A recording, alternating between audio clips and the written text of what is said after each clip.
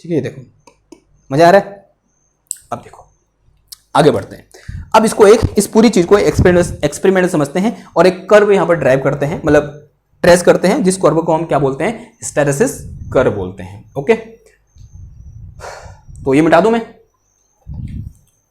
देखो भैया सब कुछ लिख लेना, ये बार बार पढ़ना पड़ता है, ठीक है, ये एक बार में समझ नहीं आती चीजें। मैं एक बार और आपसे बोल रहा हूं कि अगर आपका किताब है ग्रिफिथ है तो ग्रिफिथ से एक बार इसको पढ़ ही लेना, कोई बुक से पढ़ लेना, आपकी मर्जी है, या कोई आर्टिकल पढ़ लेना। आर्टिकल मत पढ़ना, उसमें मिस्टेक होती है, बुक से पढ़ना ज़्यादा अच्छा रहता है। ठीक है, कोई बुक उठाना एक इलेक्ट्रोमैग्नेटिज्म की, इलेक्ट्रोडायनेमिक्स की, उससे पढ़ लेना। ना अब एक एक्सपेरिमेंट करते हैं, देखो, और एक ग्राफ ड्रॉ करने की कोशिश करते हैं। तो कुछ इस तरीके से लो कि मेरे पास क्या है, एक यहाँ पर आयरन की कोई रॉड है, या बोलते हैं कोई एक कील है, ठीक है, आयरन की इस तरीके से कील है, और यहाँ पर मैंने क्या कर रखा है, इस तरीके से इसमें इस तरीके से वायर डाल रखा है। ओके, इसको इस तरीके से वायर से क्या कर रखा है, लपेट रखा है, ठीक। और ये क्या है, आयरन है, आयरन बोल दो, या बोलते हैं फेरोमैग्नेटिक मटेरियल बोल दो, ठीक है, कुछ भी हो सकता है। नाउ इसमें यहाँ से ऐसा वायर लगा दिया, और यहाँ से एक वायर ऐसे आया, और यहाँ पर क्या लगा दी मैंने, या फिर ऐसे घुमाएंगे तो लेफ्ट क्यों रहेगा ना, तो ऐसे बोलो, और यहाँ पर ऐसे बोलो, यहाँ पर क्या लगा दो, इस तरीके से एक बैटरी लगा दो, ठीक है। और यहाँ कितनी करंट जाएगी, माना आई करंट जा रही है इधर से, यहाँ से आई करंट गई, फिर यहाँ से ऐसे बाहर निकली, फिर ऐसे, फिर ऐसे, फिर ऐसे, फिर ऐसे, फिर ऐसे, फिर ऐसे। और जैसे यहाँ मैंने आई करंट लगाई और इसमें आई करंट फ्लो करी, तो आई करंट फ्लो करने से क्या हुआ, इसमें एक मैग्नेटिक फील्ड प्रोड्यूस हुआ। और अभी इनिशियली जब करंट कैसे फ्लो कर रही है, ऐसे फ्लो कर रही है, यानी यहाँ से ऐसे जा रही है करंट, तो यहाँ पर क्या है, जो मैग्नेटिक फील्ड है किस डायरेक्शन में है, इन दिस डायरेक्शन, यानी बोलते हैं लेफ्ट की ओर है। अभी जो मैग्नेटिक फील्ड है वो किस डायरेक्शन में अप्लाई कर रखा है, हमने लेफ्ट की ओर अप्लाई कर रखा है। और ये मेरे पास एक आयरन की रॉड है, या बोलते हैं कोई भी फेरोमैग्नेटिक मटेरियल है, जो मैंने यहां पर इस मैग्नेटिक फील्ड में रखा हुआ है। देखो होगा क्या, अगर मैं ग्राफ ड्रॉ करूं किसके बीच, करंट आई के बीच, और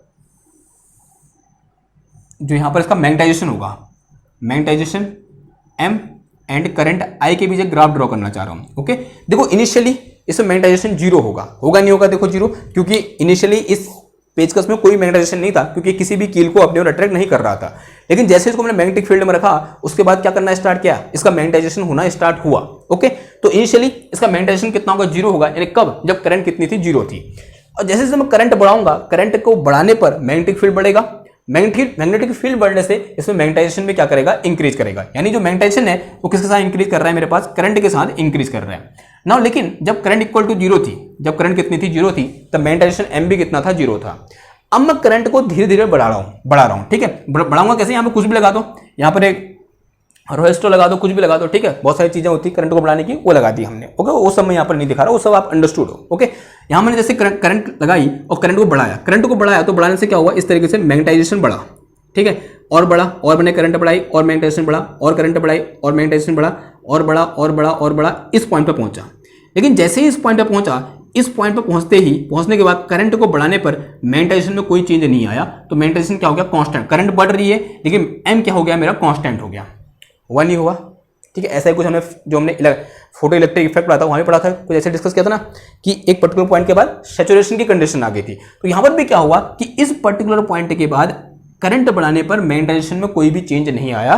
so this condition is condition of saturation. तो यहां पर क्या हो गया, सैचुरेट हो गई। यानी अगर मैं इस पॉइंट को ए बोलूं तो ये पॉइंट क्या है, मेरे पास बी पॉइंट है, और जो बी पॉइंट है इसे हमने क्या बोल रखा है, यहाँ पे जो ए पॉइंट है, एट ए पॉइंट पे क्या है, मेरे पास current I equal to zero है, और मैग्नेटाइजेशन एम बी कितना है, मेरे पास जीरो है। अगर मैं बी पॉइंट पर देखूं, जो मेरे पास करंट है वो कुछ है, करंट कुछ है, और उस टाइम पर जो मैग्नेटाइजेशन एम है वो क्या है, मेरा मैक्सिमम है, और इससे ऊपर अब वो मैग्नेटाइज नहीं हो सकता, because this is the magnetisation, maximum magnetisation which can be possible. And इस कंडीशन को हम क्या बोलते हैं, सैचुरेशन बोलते हैं। इसे हम क्या बोलते हैं, सैचुरेशन की कंडीशन बोलते हैं, यानी इसके ऊपर करंट बढ़ाने पर मैग्नेटाइजेशन नहीं बढ़ने वाला। ओके, ना इधर पहुंचे हम। अब मैंने क्या किया, करंट को ऑफ कर दिया। अब मैंने क्या किया, करंट को ऑफ कर दिया। तो करंट ऑफ करूंगा, यानी करंट को ऑफ करूंगा तो होगा क्या, मैग्नेटाइजेशन कम होगा। करंट ऑफ करूंगा, मैग्नेटाइजेशन कम होगा, यानी जो डोमेन है, जो डायपोल है, वो मैग्नेटिक फील्ड डायरेक्शन जो एलन हो रखे थे वो क्या होंगे, अपनी पोजीशन को रिगेन करने की कोशिश करेंगे। तो उससे क्या होगा, मैग्नेटाइजेशन कम होगा। तो क्या देखा गया, जो मैग्नेटाइजेशन कम हुआ और जैसे मैंने करंट को जीरो किया, लेकिन जब करंट जीरो थी, लेकिन उस टाइम पर मैग्नेटाइजेशन जीरो नहीं था। ये चीज देखने को मिली, जो कि बहुत इंपॉर्टेंट चीज है कि जब करंट जीरो थी तब मैग्नेटाइजेशन जीरो नहीं हुआ। जब मैं सी पॉइंट पर पहुंचा तो एट सी पॉइंट पर क्या है मेरे पास, ए पॉइंट, बी पॉइंट, और सी पॉइंट पर कंडीशन क्या है, current I equal to zero है, बट जो मैग्नेटाइजेशन एम है वो नॉट इक्वल टू जीरो है। करंट आई जीरो होने पर M not equal to zero होना है, इसका मतलब अब जो मेरे पास ये जो मटेरियल है वो क्या बन चुका है, एक परमानेंट मैग्नेट बन चुका है। तो इस पर्टिकुलर सिचुएशन में यानी एट पॉइंट सी जो मेरे पास क्या मिल गया, मेरे को एक परमानेंट मैग्नेट मिल गया। यानी अब इस आयरन की रॉड से हम किसी भी दूसरे आयरन की रॉड को क्या कर सकते हैं, खींच सकते हैं। जो आप कहीं जाते हो, टॉय शॉप में जाते हो, तो वहां पर बहुत सारी चीजें होती हैं जो मैग्नेट होते हैं ना, एक दूसरे को अट्रैक्ट करते हैं, जो वो एक्चुअल में क्या होते हैं, परमानेंट मैग्नेट होते हैं, क्योंकि उनका मैग्नेटाइजेशन कम या ज्यादा नहीं होता, एक फिक्स पॉइंट पर पकड़े रहते हैं। तो मैग्नेटाइजेशन ऐसे ही होता है, यानी इस पॉइंट पर लाके छोड़ दिया तो क्या बन गए, एक परमानेंट मैग्नेट बन गए। समझ में आ रही है इतनी बात? ओके। नाउ अब मुझे क्या करना है, इसके मैग्नेटाइजेशन को जीरो करना है। तो जीरो करने के लिए क्या करना पड़ेगा, मेरे को यहां पर करंट को अपोजिट डायरेक्शन में फ्लो कराना पड़ेगा, यानी मैग्नेटिक फील्ड डायरेक्शन को चेंज करना पड़ेगा। अभी यहां पर मैग्नेटिक फील्ड डायरेक्शन कहां की ओर थी, इन राइट डायरेक्शन। अब मुझे क्या करना है, करंट की डायरेक्शन को चेंज करना है। अभी करंट ऐसे फ्लो कर रही थी यू करके, अब करंट कैसे फ्लो कराओ, ऐसे फ्लो कराओ। अब यहां पर फ्लो तो नहीं करा रहा वैसे, अब ऐसे अज्यूम करो करंट कैसे फ्लो कर रही है, अब ऐसे फ्लो कर रही है। यानी जो एरो ये नीचे को थे या कहां की ओर है, ऊपर की ओर है। अब एरो कहां की ओर है, ऊपर की ओर है। करंट ऊपर की ओर है तो magnetic field in this direction, यानी मैग्नेटिक फील्ड डायरेक्शन क्या होगी, ठीक अपोजिट होगी। और मैग्नेटिक फील्ड डायरेक्शन अपोजिट होगी तो उसका मतलब क्या हुआ, जो डोमेन क्या थे, पैरेलल टू मैग्नेटिक फील्ड थे, उनको भी क्या लगेगा, वो अपनी इनिशियल पोजीशन में लाने की कोशिश करेगा और नेट मैग्नेटिक डायपोल मोमेंट क्या हो जाएगा, एक पर्टिकुलर पॉइंट पर जीरो हो जाएगा। तो अभी मैं करंट को कहां बढ़ाऊंगा, करंट को नेगेटिव डायरेक्शन में बढ़ाऊंगा, यानी इधर की ओर बढ़ाऊंगा। तो इधर की ओर बढ़ाने पर जो मेरे पास बी है वो क्या होता जाएगा, जीरो होता जाएगा। यानी यहां पर जब पहुंचूंगा तो यहां बी इक्वल टू कितना हो जाएगा, मेरा जीरो हो जाएगा। Let us say this point is A B C D, ये पॉइंट क्या है, डी है। तो जो एट पॉइंट डी जो मेरे पास करंट आई है वो कैसी है, नेगेटिव है। करंट आई कैसी है, नेगेटिव है। और यहां पर m इक्वल टू कितना हो गया है, मेरा जीरो हो गया है। अगेन इसका मैग्नेटाइजेशन कितना हो गया, जीरो हो गया है। यानी अब ये मैग्नेट की तरह बिहेव नहीं करेगा, अब ये परमानेंट मैग्नेट नहीं रहा। अब मैं क्या करूंगा, अब एक काम करो, इस करंट को नेगेटिव डायरेक्शन में ही और आगे बढ़ाओ। क्या करो, करंट को नेगेटिव डायरेक्शन में ही और आगे बढ़ाओ। देखो क्या होता है, अब इसके आगे लाया, करंट को यहां से आगे बढ़ाया। देखो यहां से आगे बढ़ाऊंगा तो अब क्या होगा, अब अपोजिट डायरेक्शन में क्या होगा, मैग्नेटाइजेशन होगा। तो कुछ ऐसी सिचुएशन देखने को मिलेगी। अब इस डायरेक्शन में क्या होगा, इस तरीके से मैग्नेटाइजेशन होगा। लेकिन यहां भी क्या आएगी, एक पर्टिकुलर वैल्यू ऑफ करंट के बाद मैग्नेटाइजेशन क्या हो जाएगा, बंद हो जाएगा, यानी सैचुरेशन की सिचुएशन आ जाएगी। यानी इसके बाद मैग्नेटाइजेशन होना क्या हो जाएगा, बंद हो जाएगा। ठीक है, फिर यहां से मैं क्या आऊंगा, वापस आऊंगा। तो यहां पर इस पर्टिकुलर पॉइंट पर अगर मैं इसको बी पॉइंट बोलूं तो यहां इतना था, ठीक है। तो ए बी सी डी, इसको क्या बोल दो, ई बोल दो। तो ई पॉइंट क्या है, अगेन जो ई पॉइंट है वो कौन सा पॉइंट है, सैचुरेशन का पॉइंट है। यहां पर आई क्या है, नेगेटिव है, और एम क्या हो गया है, यहां पर मैक्सिमम हो गया है। बट जो डायरेक्शन है एम की वो क्या है, अपोजिट है। इसके क्या है, अपोजिट है। ये पहले यहां था, अब ये क्या है, माइनस है। देखो माइनस एम है। और इस सिचुएशन को क्या बोलूंगा, सैचुरेशन। तो ये क्या है मेरे पास, यहां पर अगेन से दिस कंडीशन इज सैचुरेशन की कंडीशन निकल गई। अब मैं क्या करूंगा, दोबारा से क्या करो, आई को घटाओ या फिर आई को जीरो कर दो। लेकिन जैसे ही मैं आई को जीरो करूंगा तो मैं कुछ यहां मिलता हूं, इस पॉइंट पर। कहां पर, इस पर्टिकुलर पॉइंट पर। यानी अगेन दिस पॉइंट एफ, इस पॉइंट को क्या बोल दो, एफ पॉइंट पर। अगर ये ई है तो ये पॉइंट क्या है, एफ पॉइंट है। तो एफ पॉइंट पर अगेन मेरे को क्या मिल रहा है, एक परमानेंट मैग्नेट मिल रहा है। तो at point F I equal to zero है, but M is not equal to zero है। तो यहां मुझे क्या मिल रहा है, परमानेंट मैग्नेट मिल रहा है। क्या मिल रहा है, परमानेंट मैग्नेट मिल रहा है। और एक बड़ी इंपॉर्टेंट चीज ये है कि यहां पर जो मैग्नेटाइजेशन था और यहां पर जो मैग्नेटाइजेशन, दो बार परमानेंट मैग्नेट मिल गया मेरे को, एक यहां और एक यहां। दो बार परमानेंट मैग्नेट मिला, एक यहां मिला परमानेंट मैग्नेट और एक यहां मिला। लेकिन यहां पर मैग्नेटाइजेशन अलग था, कैसा था, पॉजिटिव था सी पॉइंट पर। और एफ पॉइंट पर मैग्नेटाइजेशन कैसा है, नेगेटिव है। ठीक है, यानी यहां पर जो मेरा मटेरियल मिलेगा और यहां जो मटेरियल मिलेगा वो दोनों क्या होगा, अलग अलग तरीके से क्या करेगा, बिहेव करेगा। ठीक, यानी ये जो परमानेंट मैग्नेट एफ पॉइंट पर है और ये जो परमानेंट मैग्नेट सी पॉइंट पर है, दोनों का बिहेवियर क्या रहेगा, अलग अलग रहेगा। बिकॉज दोनों का जो मैग्नेटाइजेशन है वो क्या है, अलग अलग है। ठीक, अब देखो, अब उसके बाद और आगे बढ़ा दो। फिर क्या था, पहले यहां पर क्या था, जीरो हो गया। अब क्या कर दो, पॉजिटिव कर दो। जैसे पॉजिटिव करूंगा तो इधर आ जाएगा। ठीक है, फिर पॉजिटिव में आगे बढ़ाऊंगा तो अगेन कहाँ चला जाएगा, ऐसे सैचुरेशन करंट आ जाएगी, फिर ऐसे ही करते रहोगे तो घूमता रहेगा यूं करके। तो ये क्या बना, मेरे पास एक कर्व निकल के आया। ठीक है, यहाँ पे इस पॉइंट को क्या बोल दो, A B C D E F, इसे जी बोल दो।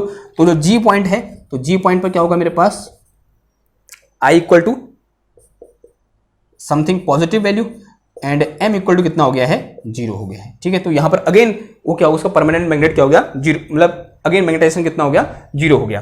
ठीक, फिर आप यहां जाओगे, फिर ऐसे आओगे, फिर ऐसे, यानी इस तरीके से क्या होगा, ये घूमता रहेगा।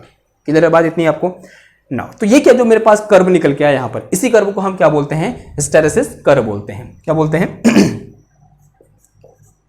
स्पेलिंग क्या होती है,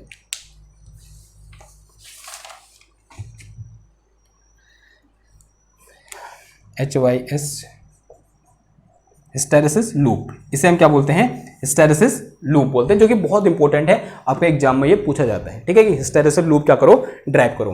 लेकिन होता क्या है, मोस्ट ऑफ द टाइम हम इस कर्व को M और I के, मतलब M वर्सेस I देखना पसंद नहीं करते हैं, हम इसे B वर्सेस H देखना पसंद करते हैं। क्या पसंद करते हैं, B वर्सेस H।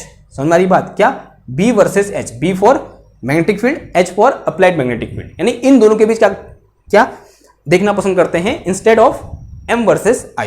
यानी हमको ग्राफ ऐसा हमको चाहिए, क्या, इसके बीच ग्राफ चाहिए मेरे को, यहां B होना चाहिए और यहां क्या होना चाहिए, H होना चाहिए।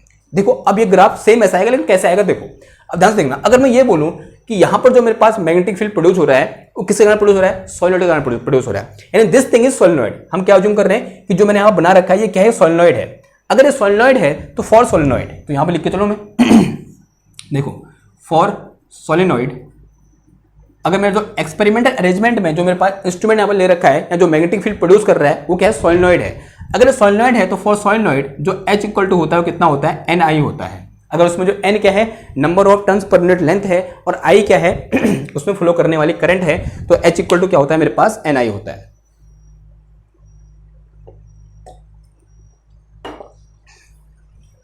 ओके, तो देखो अगर ये होता है तो यहां से H इक्वल टू कितना आ गया, यहाँ H इज प्रोपोर्शनल टू क्या आ गया, I आ गया।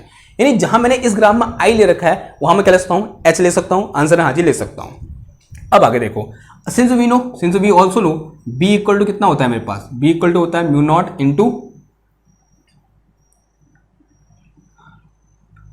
Not into H plus M के बराबर होता नहीं होता है, आंसर है हाँ जी, होता है।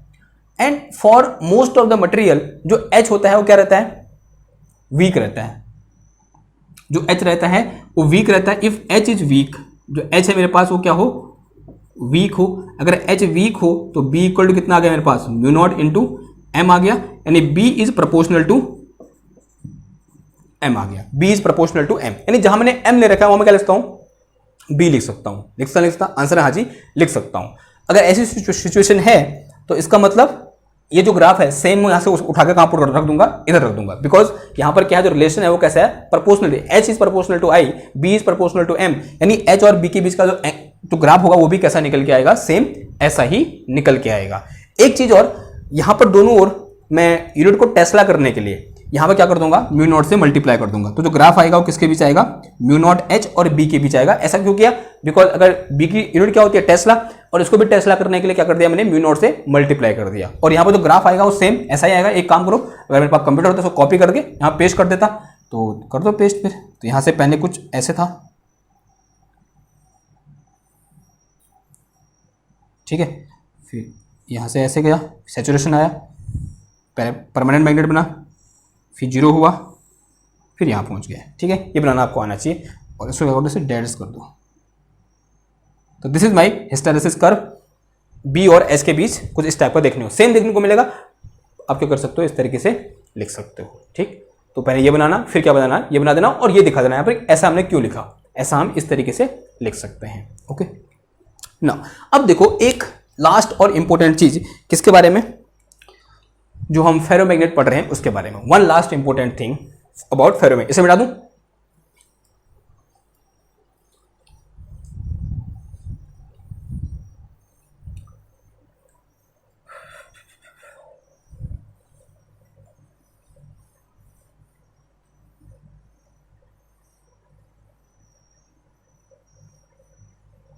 देखो अब फेरोमैग्नेट को ध्यान से देखो, ये फेरोमैग्नेट है मेरे पास,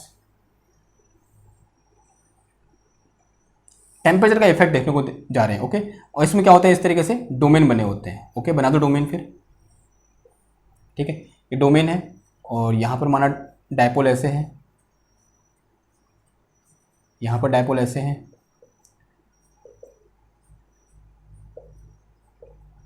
यहां डायपोल ऐसे हैं, यहां डायपोल ऐसे हैं, इसमें डायपोल ऐसे हैं और इसमें डायपोल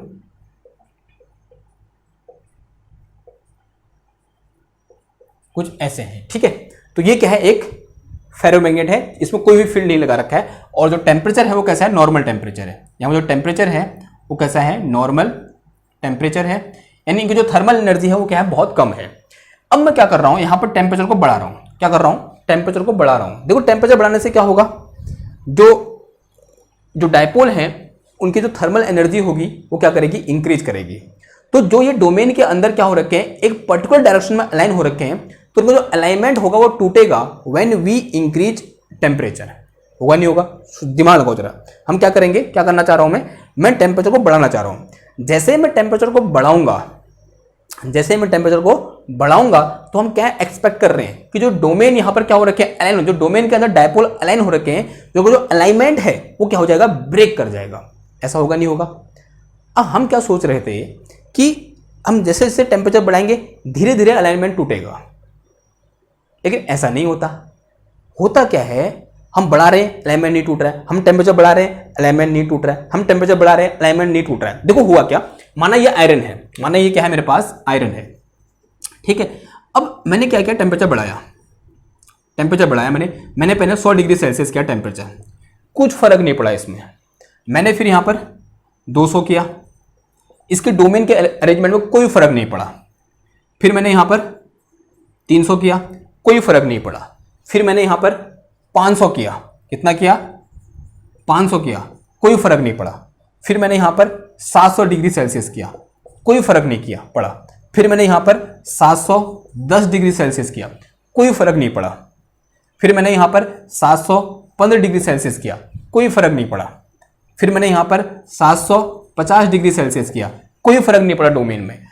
और जैसे ही मैंने यहां पर क्या किया, 770 डिग्री सेल्सियस किया, ये डोमेन क्या हो गए, जो डोमेन के अंदर अलाइनमेंट था वो क्या हो गया, टूट गया।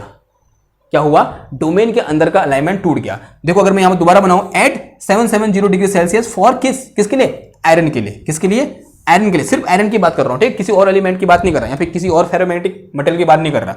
तो ये जो सिचुएशन है ऐसी होगी। ये डोमेन में थोड़ा बहुत सिमिलर बनाने की कोशिश कर रहा हूं, ठीक है। ये कैसा था, ऐसा अलाइनमेंट था जब टेम्परेचर इतना नहीं था, 770 डिग्री सेल्सियस नहीं था। जैसे ही मैं 770 डिग्री सेल्सियस में पहुंचा तो ये अलाइनमेंट कुछ ऐसा हो गया अब, ठीक है। जो यहां पर मेरे पास क्या थे, एक पर्टिकुलर डायरेक्शन में अलाइन थे, वो क्या हो गया, उनका अलाइनमेंट क्या हो गया, टूट गया। अब वो अलाइनमेंट कैसा हो गया, ऐसा मुझे देखने को मिला, यानी रैंडम डायरेक्शन में क्या हो गया, अब जो डायपोल है वो क्या हो गया, अलाइन हो गए यूं करके। ओके, अब तो ये जो मेरे पास बाउंड्री है इनकी तो कोई जरूरत पड़ी नहीं, यहां पर इनको हटा दो यूं करके। और जैसे मैंने हटाया, जो चीज आपको यहां पर देखने को मिल रही है, ये चीज क्या है बता सकते हो आप? ये जो चीज दिखी आप यहां को, ये आपको कैसे दिख रही है? ये तो क्या है, एक फेरोमैग्नेट है। ये क्या है बताओ, ये क्या है, क्या है ये, पैरामैग्नेट है या नहीं है? ध्यान से देखो, सारे के सारे क्या है, जो डायपोल है वो डिफरेंट डायरेक्शन में ओरिएंटेड है, कोई फील्ड नहीं लगा रखा है, और टेम्परेचर क्या है, 770 डिग्री सेल्सियस है। यानी इस पर्टिकुलर टेम्परेचर पर आयरन, जो कि इनिशियली कैसा था, फेरोमैग्नेटिक नेचर का था, अब वो इस पर्टिकुलर टेम्परेचर पर क्या बन गया है, पैरामैग्नेट बन गया है। और वो टेम्परेचर जिस पर कोई एक फेरोमैग्नेट पैरामैग्नेट में चेंज हो जाता है, उसे हम क्या बोलते हैं, क्यूरी टेम्परेचर बोलते हैं। तो Curie temperature for iron is 770 degree Celsius, but it will be different for different type of ferromagnetic material. अलग अलग फेरोमैग्नेटिक मटेरियल के लिए जो क्यूरी टेम्परेचर होगा वो क्या होगा, अलग अलग होगा। लेकिन आयरन के लिए कितना होता है, 770 डिग्री सेल्सियस होता है। और क्यूरी टेम्परेचर की डेफिनेशन क्या हो जाएगी, वो टेम्परेचर जिस टेम्परेचर पर जो मेरे पास फेरोमैग्नेटिक मटेरियल है वो किस में चेंज हो जाता है, पैरामैग्नेटिक मटेरियल में चेंज हो जाता है, उसे हम क्या बोल देते हैं, क्यूरी टेम्परेचर बोल देते हैं। लिख के चलो यहां पर क्यूरी टेम्परेचर। तो this temperature is Curie temperature. Curie temperature definition आप लिखें ना कि वो टेम्परेचर जिस पर फेरोमैग्नेटिक मटेरियल पैरामैग्नेटिक मटेरियल में क्या हो जाता है, चेंज हो जाता है, उसे हम क्या बोल देते हैं, क्यूरी टेम्परेचर बोल देते हैं। ठीक, समझ बात। तो ये क्या था, एक बहुत इंपॉर्टेंट चीज था। अब ऐसे ही आपने एक चीज और डिस्कस कर रखी है कि पानी का वाष्प में बदलना या बर्फ का लिक्विड में चेंज होना या फिर पानी में चेंज होना क्या कहलाता है, फेज ट्रांजिशन।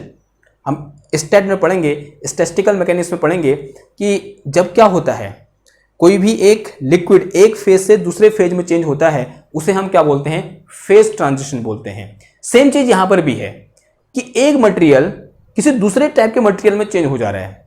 वो जो पहले किसी एक पर्टिकुलर टेम्परेचर तक जो पहले क्या था, फेरोमैग्नेट था, और एक पर्टिकुलर पॉइंट के बाद या फिर एक पर्टिकुलर टेम्परेचर के बाद किस में चेंज हो जा रहा है, पैरामैग्नेट में चेंज हो जा रहा है। तब इस प्रोसेस को हम क्या बोल देते हैं, फेज ट्रांजिशन बोल देते हैं। तो जो यहां पर हुआ इसे हम क्या बोलते हैं, फेज ट्रांजिशन बोलते हैं। क्या बोलते हैं, फेज